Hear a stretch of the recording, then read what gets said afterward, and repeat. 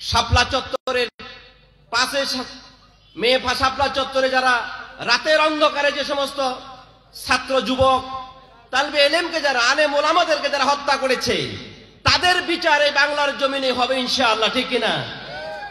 এ কথা বলেছে।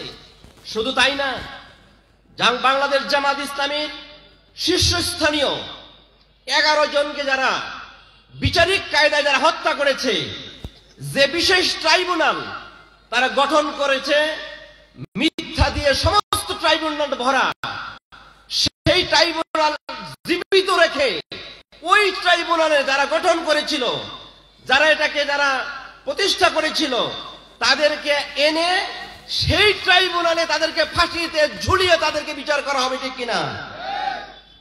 সম্মানিত উপস্থিতি, যারা আয়নাঘর তৈরি করে যারা আমাদের ভাইদেরকে মাসের পর মাস, বছরের পর বছর অন্ধকার কুটিরের মধ্যে হত্যা করেছে এবং শাস্তি দিয়েছে, আমরা তাদের বিচার চাই কি চাই না?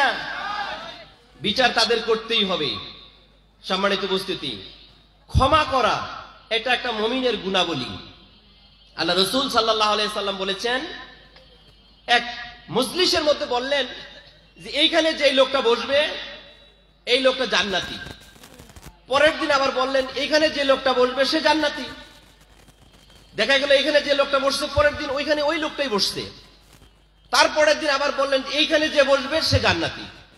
3 দিন দেখা গেল ওই লোকটি একই জায়গায় বসছেন।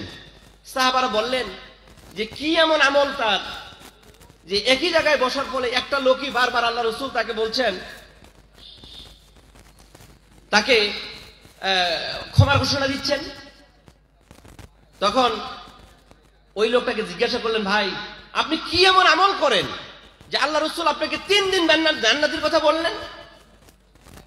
প্রথমে বললেন না এই কথাটা, তাকে একজন জাস্টিফাই করতে চাইলেন, তার বাসায় গেলেন।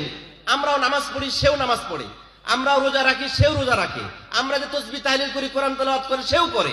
বিশেষ কি গুণ? বাড়িতে 3 দিন মেহমান থাকার পরে যখন কোনো কিছু পাইলেন না, তখন জিজ্ঞাসা করলেন, ভাই আপনি কি এমন আমল করেন যে আপনার ব্যাপারে আল্লাহ রাসূল এই ঘোষণা দিলেন?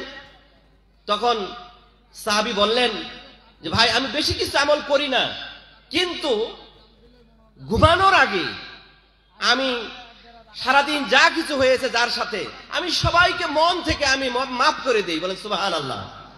আমি এই কাজটা করে আমি ঘুমাইতে যাই। কিন্তু দেখা যায় আজকের সমাজে আমরা ঘুমাইতে যাওয়ার আগে কাকে কয়টা মামলা দিয়ে কাকে কিভাবে হ্যারাসমেন্ট করা যায় এই চিন্তা ফিকির করে তারপর আমরা ঘুমাইতে যাই, ঠিক কিনা? আজকে অবস্থাটা এরকম হয়েছে, যার শিকার আমি নিজেও। 2000 সালের চিটাগাঙে 8 মার্ডার হয়েছে। সেই 8 মার্ডারের আমরা দিনাজপুরে লেখাপড়া করি, আমরা সেখানে 8 মার্ডারের আসামি 26 জনকে আমাদের ম্যাচ থেকে ধরে নিয়ে চলে গেল। মার্ডার হয়েছে কোথায়? চিটাগাং। গ্রেপ্তার হইলাম কোথায়? দিনাজপুরে। 10 মাস 9 মাস 26 দিন দিনাজপুর জেলের মধ্যে অবস্থান করেছিলাম। অসংখ্য নির্যাতন সেখানে আমাদেরকে করা হয়েছিল।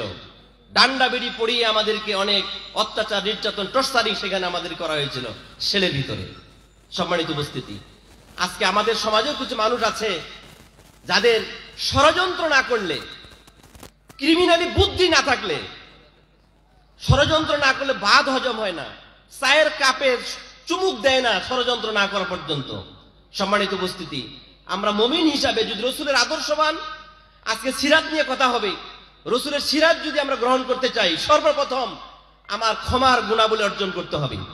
আমি যদি মানুষকে ক্ষমা করতে পারি, আল্লাহ আমাকে ক্ষমা করবেন। আল্লাহ বলেন, বান্দা তুমি একটা সামান্য জিনিস মানুষকে ক্ষমা করতে পারো না, আর তুমি হাজার হাজার গুনাহ করে, কবিরা গুনাহ করে, বড় বড় গুনাহ করে তুমি আমার কাছে ক্ষমা চাও, এটা কিভাবে সম্ভব? তুমি ক্ষমার গুণাবলী তুমি অর্জন করো। যখন আমরা ক্ষমার গুণটা অর্জন করতে পারবো, আল্লাহ আমাদেরকে ক্ষমা করে দিয়ে। বলেন সুবহানাল্লাহ। এই দৃষ্টিকোণ থেকে আমাদের আমিরে জামাত বলছেন, আমরা ক্ষমা করা মানে হলে এটা যে আমরা আইন হাতে তুলে নিব না, আমরা কারণ নিজের হাত দিয়ে কাউকে অত্যাচার করব না, কাউকে নির্যাতন করব না, কাউকে খুন করব না, কাউকে হত্যা করব না। আইন আছে দেশের, আইনের মাধ্যমে যার যতটুকু বিচার সে ততটুকু পাবে। এই কথা বলার মানে হলো এইটা। আমরা এই কথাটাকে না বুঝতে পেরে আমরা উল্টা ভাবে নিচ্ছি। সম্মানিত উপস্থিতি, রাসূল সাল্লাল্লাহু আলাইহি সাল্লামের সিরাত নিয়ে কথা। সিরাত এবং মিলাদ দুইটা জিনিস। আমরা জানি মিলাদ একটা সংক্ষিপ্ত আল্লাহর জন্ম বৃত্তান্ত, আর সিরাত শব্দের অর্থ হইল রাসূলের আদর্শ নিয়ে জন্ম থেকে নিয়ে মৃত্যু পর্যন্ত 63 বছর তিনি কিভাবে সংসার করেছেন, তিনি কিভাবে রাষ্ট্র পরিচালনা করেছেন, তিনি কিভাবে তার সমাজ পরিচালনা করেছেন, সকল দিক এবং বিভাগ মিলেই হলো সিরাতুন নবী। সম্মানিত উপস্থিতি, এই সিরাতে রাসূল সাল্লাল্লাহু আলাইহি সাল্লামের যদি আমরা ধরি, কয়েকটা ধাপ ধরি। 40 বছর, প্রথম 40 বছর তিনি, এই 40 বছর তিনি আল্লাহর পক্ষ থেকে ওহী পান নাই। 17 বছর যখন বয়স, আল্লাহ রাসূল যখন জন্মগ্রহণ করলেন, সেই পরিবেশটা কি কেমন ছিল? আল্লাহ রাসূল যে জন্মগ্রহণ করেছিলেন সেই পরিবেশটা, সেই সমাজের অবস্থাটা হল আইয়ামে জাহেলিয়াত, অন্ধকার বর্বরতার যুগ। কেমন অন্ধকার? যেখানে কোনো বিচার ব্যবস্থা ছিল না, দুর্নীতিতে ভরা ছিল, যেখানে রাইট ইজ মাইট, জোর যার মুল্লুক তার। মা বিধবা হইলে ছেলে বিয়ে করার জন্য প্রতিযোগিতা শুরু হয়ে যাইত, যেখানে সুদ, ঘুষ সমস্ত কিছু চলতো। এমন কোন জিনিস ছিল না যে সমাজে সেটাকে জাহিলিয়াত বা অন্ধকারচ্ছন্ন যুগ বলা হয়। সেই যুগে আল্লাহ রাসূল এসে তিনি সমাজ সংস্কারের কাজ শুরু করলেন। 17 বছর যখন বয়স হলেন তখন দেখলেন পরিবেশটা এত খারাপ, এই পরিবেশটাকে কিভাবে সুন্দর করা যায়। তিনি হিলফুল ফুজুল নামে একটা সংগঠন তৈরি করলেন, সমিতি তৈরি করলেন। এই হিলফুল ফুজুলের নামে তিনি সমাজ থেকে সুন্দর সুন্দর কাজ করে মানুষের উপকার করতে চাইলেন। 17 থেকে 40 বছর পর্যন্ত এই 23 বছর হিলফুল ফুজুলের মাধ্যমে তিনি কাজ করে সমাজের কিছুই করতে পারলেন না।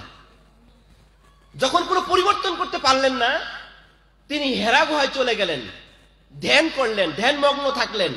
ধ্যান মানে কি?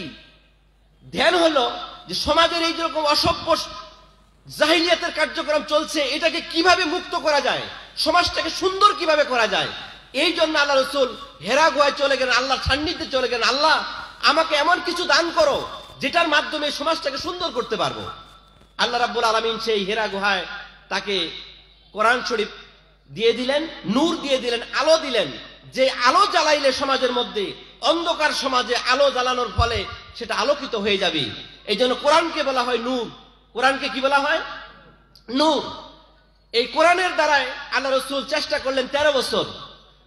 13 বছরে কোরআন দিয়েও তিনি সমাজ থেকে দুর্নীতি দূর করতে পারলেন না। মদিনায় হিজরত করলেন। মদিনায় হিজরত করার পরে আল্লাহ রাব্বুল আলামিন তাকে রাষ্ট্রীয় ক্ষমতা দান করলেন। আমাদের অ্যাডভোকেট আইজুল ইসলাম মরহুম তিনি এক উদাহরণ দিয়েছিলেন যে অন্ধকার রাস্তায়, অন্ধকার বনে জঙ্গলে চলতে গেলে দুইটা জিনিস লাগে। একটা লাগে লাইট, আর একটা লাগে কি? লাঠি।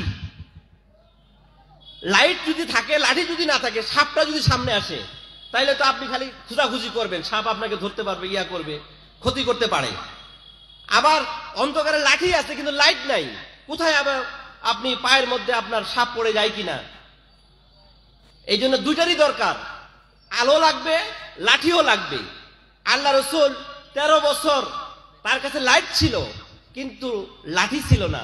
যখন মদিনাতে চলে গেলেন তখন তিনি রাষ্ট্রীয় ক্ষমতা পাইলেন, সেখানে তিনি রাষ্ট্রের প্রধান হইলেন। মদিনার সনদ গঠন করে সমগ্র জাতি গোষ্ঠীকে একত্রিত করে তিনি সেখানকার প্রধান হলেন। রাষ্ট্রীয় ক্ষমতা যখন পেলেন তিনি আস্তে আস্তে করে 10 বছরের ব্যবধানে সেই আরব ভূখণ্ডে তিনি একটি সোনার দেশে পরিণত করলেন, একটি আলোকিত সমাজ তিনি পরিবর্তন করলেন। এই আলোকিত সমাজ পরিবর্তন করার জন্য আপনার ক্ষমতার দরকার। ক্ষমতা ছাড়া আপনি কখনো একটা সমাজকে পরিবর্তন করতে পারবেন না, আপনি যতই চেষ্টা করেন না কেন। আল্লাহ রাসূল যেখানে চেষ্টা করেছে, 40 বছর মন গড়া চেষ্টা করেছে, 13 বছর কোরআন দিয়ে চেষ্টা করেছে, কিন্তু এই 13 আর 40 পারে নাই, যতক্ষণ পর্যন্ত রাষ্ট্রীয় ক্ষমতা তার কাছে না আসছে। আজকে আপনি সুদ বন্ধ করতে চান, সুদের জন্য দোয়া করি আমরা। আমি ইসলামী ব্যাংকে চাকরি করি। সুদ একটা মারাত্মক একটা ব্যাধি আমাদের সমাজে। এই সুদ জন্মলগ্ন থেকে আমরা দেখতেছি। আমরা দেখছি ছোটবেলায় যে সুদখোরের 5 জনের নাম লিখে দিলে পাট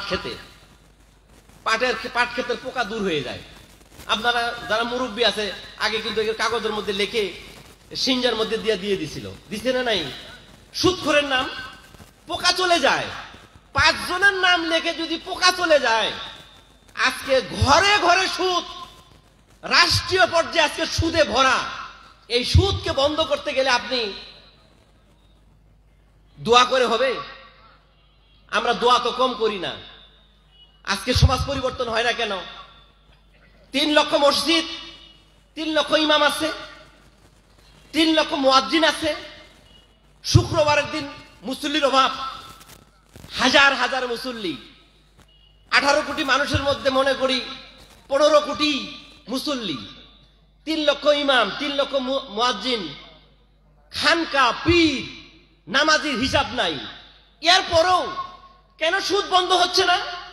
কেন দুর্নীতি বন্ধ হচ্ছে না? কেন নারী ধর্ষণ বন্ধ হচ্ছে না? কেন অপকর্ম সমাজ থেকে বন্ধ হচ্ছে না? কেন টেন্ডারবাজি বন্ধ হচ্ছে না? কারণটা কি? এখনই হাত তুলতে বললে, প্রত্যেক মসজিদে জুমার দিন হাত তুলতে বললে যদি বলা হয় কোরআনের আইন চালু হোক, কে কে চান? সবাই 2 হাত তুলবে, 3 হাত পারলেও তুলবে, হ্যাঁ আমরা চাই। কিন্তু কোরআন প্রতিষ্ঠা করার জন্য, সমাজে কোরআনের আইন চালু করার জন্য যেগুলি কাজ করা দরকার, তখন ডাকলে তখন তাদেরকে পাওয়া যায় না। তখন বলে যে পরিবেশটা খারাপ, আপাতত আমরা আছি, তোমরা চালায় যাও, আমরা তো আছি তোমার লগতে, সমস্যা নাই। আর ইলেকশন আসার সাথে সাথে বিক্রি হয়ে যাই, আমরা মাথা বিক্রি করি। আমার বাড়ির 5টা ভোট আছে, 5000 টাকা, 5000 টাকা দিয়া, 500 টাকা দিয়া মাথাগুলা বিক্রি করে দিলাম। আগের মতো এখন আর যুদ্ধ হবে না, বদরের যুদ্ধ হবে না, উহুদের যুদ্ধ হবে না, খন্দকের যুদ্ধ হবে না। সম্মানিত উপস্থিতি, এখন আপনার ব্যালটের যুদ্ধ। এই ব্যালটের যুদ্ধে যদি আপনি জিততে পারেন, যদি 151 জন লোককে যদি আপনি সংসদে পাঠাইতে পারেন, সংসদ ভবনে যদি আলো জ্বালাইতে পারেন, তবে আপনার সুদ বন্ধ হবে, ঠিক কিনা? এই জন্য অ্যাডভোকেট আইজুল ইসলাম আরেকটা উদাহরণ দিয়েছিলেন, খুব ভালো লাগছে তার উদাহরণটা আমাকে। ব্রিটিশরা 200 বছর শাসন করেছে। কয়শো বছর?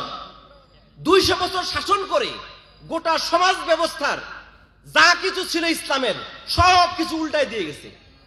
একটা জিনিস উল্টাইতে পারে নাই, সেটা হলো ফারায়েজ, জমি সংক্রান্ত যত আইন আছে, কে কত অংশ পাবে, ইয়াতে কোর্টে এখন এই আইনটা আছে। এটাকে পরিবর্তন বাদ দিয়া যত আইন আছে কোরআনের বিপরীত সবগুলি করে তারা উল্টা স্টার্ট দিয়ে তারা চলে গেছে। তারা, উনি একটা উদাহরণ দিয়েছেন যে সেলো মেশিন আমরা তো সবাই চালাই, সেলো মেশিন চালাই না, মাঝে মাঝে উল্টা স্টার্ট নেয়। কি নেয়? উল্টা স্টার্ট নেয় কিনা? উল্টা স্টার্ট নিলে ওই হ্যান্ডেলটা লেগেই থাকে ওইখানে, মেশিনের সাথে লাগে কিনা? আচ্ছা, এই উল্টা স্টার্ট নিলে যেদিকটা ধোঁয়া বাইরের কথা, ওই দিকটা কি বাইর হয়? ওদিক দিয়ে ধোঁয়া বাইর, ওদিক দিয়ে বাতাস ঢুকে। আবার যেদিক দিয়ে বাতাস ঢুকার কথা, ওই দিক দিয়ে ধোঁয়া বের হয়। এখন এই উল্টা স্টার্ট নেওয়ার পরে এখন কি করলো? যে মালিক, তার ছেলে পেলে এগুলো আসলো, লোকজন আসলো, একটা গ্রুপ এসে বলল যে মেশিনটা যেহেতু উল্টা স্টার্ট নিচ্ছে, একটা কাজ করো, আমরা সবাই মিলে বসে একটু দোয়া করি, জিকির আজগার করি, খতমে খাসেগান পড়ি, দোয়া ইউনুস পড়ি, পড়ে আল্লাহকে বলি, আল্লাহ আমাকে ইয়া করো, আমাকে ওই মেশিনটা বন্ধ করে দাও। আচ্ছা, এরকম যদি দোয়া করি আমরা, মেশিন বন্ধ হবে? এই এক গ্রুপ বসে গেল দোয়া করার জন্য মেশিন বন্ধ করার। আরেক গ্রুপ আসলো, আরেক গ্রুপ বললো যে আসো সবাই মিলে আসো, হালকায় জিকির শুরু করে দিই, করা জিকির, হালকা জিকির। একটা গ্রুপ বসে গেল জিকির করতেছে যে আল্লাহ মেশিনটা বন্ধ করে দাও। আরেকটা গ্রুপ করলো কি, এসে বলল যে 5 লিটার তেল নিয়ে আসো, এটা বন্ধ হয়ে, এটাকে বন্ধ করা যাবে না, তেল বন্ধ হইলে কিন্তু মেশিন বন্ধ হয়ে যাবে। এরা বললো যে 5 লিটার তেল নিয়ে আসো, ওরা উল্টা ভাবে এখানে দাঁড়ায়, এখানে তেল ঢালা শুরু করে দিল। 5 লিটার তেল ঢাললো, তেল ঢালে, আচ্ছা তেল ঢাললে মেশিন কি বন্ধ হবে না আরো চালু হবে? আরেকটা গ্রুপ আসলো, বললো যে কি হয় হোক, একটা বস্তা আনো, আনে চাকাটা ঠাসে ধরি, চাকাটার মধ্যে এভাবে ধরি,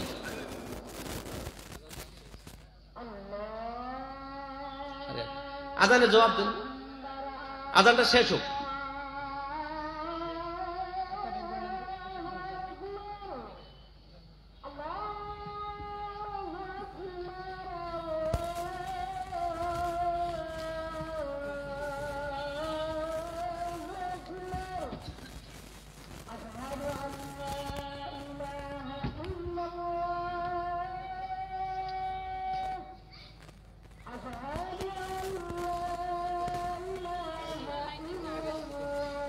নামাজের জন্য বিরতি দেওয়া হবে, আপনি বসেন।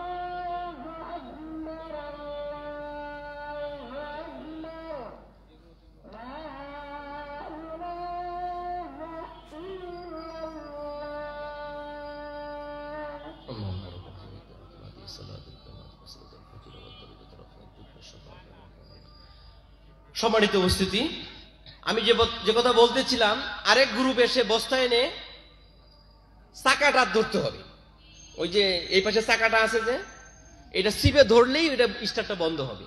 এখন ধরতে গেছে, তার বাপ মা বলতেছে, বাবা এটা যে যাচ্ছেন, তোমার তো মুখ টুক এই সাউয়া ফাটে যাবে, এটা জান না, খবরদার জান না। ছেলেগুলা যাচ্ছে ধরার জন্য, বন্ধ করতে হবে তো, ধোঁয়া বাইর হচ্ছে, পরিবেশ নষ্ট হচ্ছে, এখন যেতে দিচ্ছে না। এখন তারপরও কিছু ছেলে কি করলেন, তারা ওখানে যাবেই। এই যে 4টা পদ্ধতি মেশিন বন্ধ করার, আচ্ছা কোন পদ্ধতিটা ভালো বলেন? হ্যাঁ, এই যে বস্তা দিয়ে চেপে ধরে বন্ধ করতে হবে তো, নাকি সুইচের কাছে তো যাওয়া যায় না, ওই যে ঘুরতেছে। আরেকটা শ্রেণীর তো ওখানে তেল ঢালতি আছে, ওর ধারে কাছে ওই ট্যাঙ্কির মধ্যে যাইতে দিচ্ছে না, ওই তেল ঢালেছে খালি। এখন এই যে ছেলেগুলি এই যে বন্ধ করতে যাচ্ছে বস্তা নিয়ে, মনে করেন এদের জীবনের আশঙ্কা আছে কিনা, মৃত্যুর আশঙ্কা আছে কিনা? আজকে এটা উদাহরণটা এরকম, সুদ আজকে চালু আছে সমাজে, মেশিন উল্টা দিকে ঘুরাই দিছে ইংরেজরা। 200 বছর দেশ শাসন করে এমন কোন সেক্টর নাই যেখানে কোরআনের বিপরীত আইন নাই। আজকে কি কোরআন দিয়ে চলতেছে না মানুষের রচিত আইন দিয়ে? মানুষের রচিত আইন দিয়ে সমাজ চলতেছে, তাই না? মেশিন উল্টা দিকে চলছে। আল্লাহ রসুল খোলাফায়ে রাশিদিনের পরে 1000 বছর মুসলমানদের হাতে ক্ষমতা ছিল। 1000-এর পরে তখন এই ইহুদি ইউরোপিয়ান সভ্যতার কাছে ক্ষমতা চলে গেল। সম্মানিত উপস্থিতি, এখন এই যে বন্ধ করার জন্য, সুদ বন্ধ করার জন্য, এই সুদ মেশিনটা হলো সংসদ ভবন। মেশিনটা কি? সংসদ ভবন। ওইটাকে এখন চালু আছে, ওইটা হলো সংসদ ভবন। ওইখানে সুদ চালু আছে, ঘুষ চালু আছে। এখন এটাকে বন্ধ করতে গেলে, এখন এক শ্রেণীর মানুষ বলে যে এই মেশিনটা বন্ধ করতে গেলে আমাদের জিকির আজগার করি, মসজিদে মসজিদে যাই, আমরা কি করি, দোয়া করি, আল্লাহ সুদ বন্ধ করে দাও। এটা কি বন্ধ হবে? 2 নম্বর আরেকটা গ্রুপ বলতেছে যে আমরা যে হালকায় জিকির করি, করে আমরা সুদ বন্ধ করবে। আরেকটা শ্রেণী কি বলতেছিল, তেল ঢালতেছে, 5 বছর পর পর একটা সুযোগ হয়, এই মেশিনটা বন্ধ করার একটা সুযোগ হয়।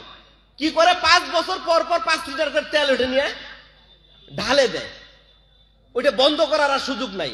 কিছু লোক যে ওইটা আবার চালু করে, আর কিছু ছেলে পেলে ছাত্র বৈষম্য, এই যে জনতা যারা বিপ্লব করলো, যে কি ফাটে ফাটুক, কয়টা জীবন যায় যাক, আমাদের এই সংসদের এই মেশিন নামক এই উল্টা মেশিন আমাদেরকে বন্ধ করতেই হবে। এই বন্ধ করতে যায় তাদের 1000-এর অধিক ছাত্র জনতা আজকে জীবন দিল, ঠিক কিনা?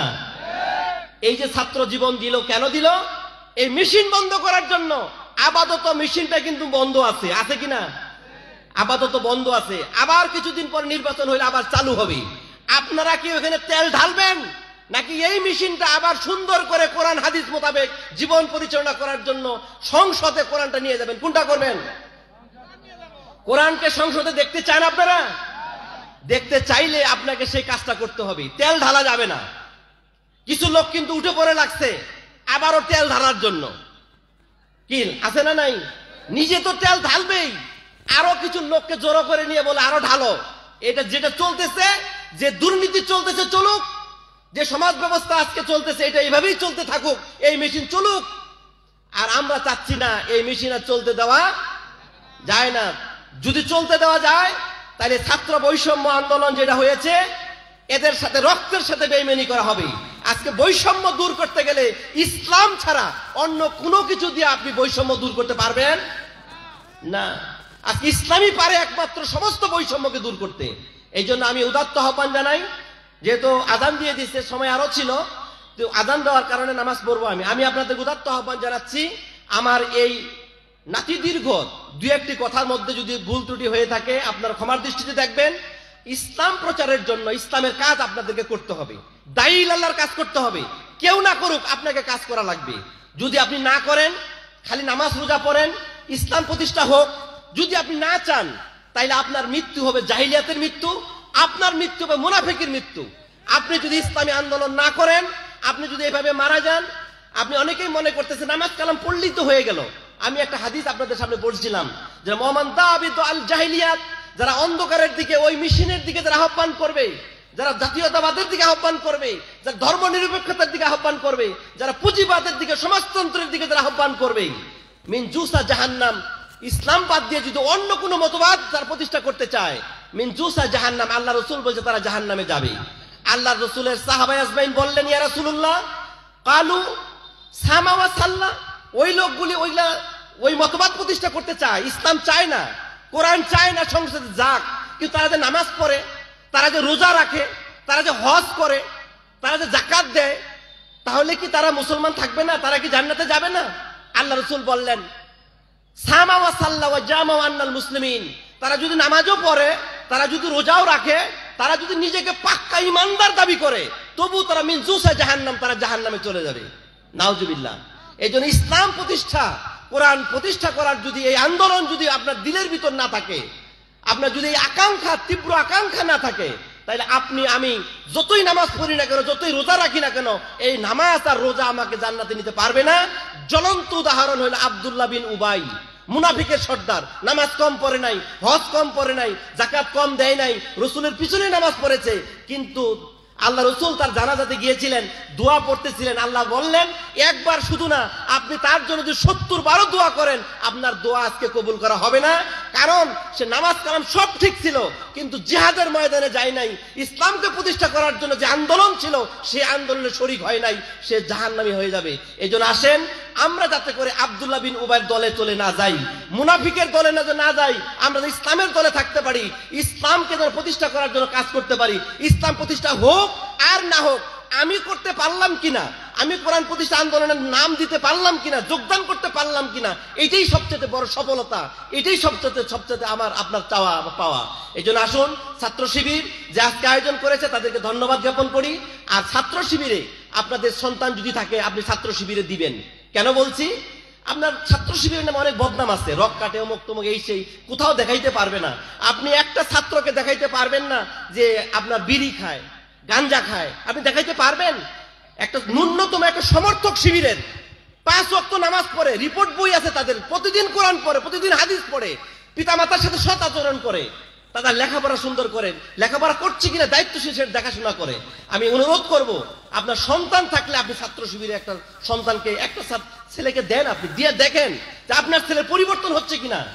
আজকে যদি না দেন, তাইলে আপনার সন্তান গাঁজা খাওয়ার জন্য টাকা না দেওয়ার কারণে আপনাকে দিনে দুপুরে জবাই করে দিবে। আপনি যদি গাঁজা বন্ধ করতে চান, ইয়াবা বন্ধ করতে চান, আপনি যদি সমাজ থেকে যদি দুর্নীতি বন্ধ করতে চান, তাহলে এই ধরনের ছেলেকে আপনাকে এই সংগঠনের যোগদান করাইতে হবে। আপনি শান্তি পাবেন। আপনি মারা গেলে আপনার জন্য দোয়া করবে রাব্বির হামহুমা কামা রাব্বায়ানি সগীরা। এই জন্য উদাত্ত আহ্বান জানাচ্ছি আপনাদেরকে, আসুন ছাত্র শিবিরের সহযোগিতা করুন, তাদেরকে পরামর্শ দিন, সন্তান না থাকলে পরামর্শ দিন, সহযোগিতা করুন, সাহায্য করুন। আমি এতটুকু কথা বলেই আমি আপনাদেরকে, এতক্ষণ যাবত দীর্ঘক্ষণ আপনারা সুন্দর করে বসেছিলেন, আর আজকের আয়োজনটা আমাকে খুব ভালো লেগেছে। এত কথা বলার জন্য যারা সুযোগ করে দিল সবাইকে ধন্যবাদ জ্ঞাপন করে আমি আমার ক্ষুদ্র আলোচনা এখানে শেষ করছি। ওমা তৌফিক ইল্লা বিল্লাহ। আসসালামু আলাইকুম ওয়া রাহমাতুল্লাহি ওয়া বারাকাতুহু। জি আলহামদুলিল্লাহ।